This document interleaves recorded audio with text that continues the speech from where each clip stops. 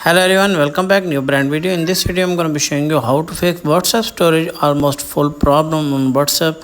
So how to fix? First of all, open your WhatsApp, and from here, if you face this type of error, you guys can see option manage storage. Click on this, and from here, then tap on manage storage.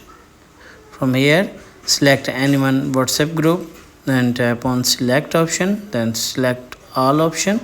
From here, what you need to do is delete all. Tap on delete all.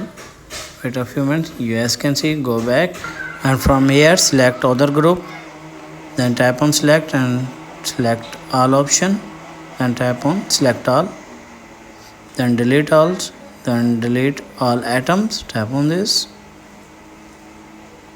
and after that, I hope your problem will be fixed. If the video is helpful, then like and subscribe my channel. If you have any problem, share with me in the comments box. I am help you more.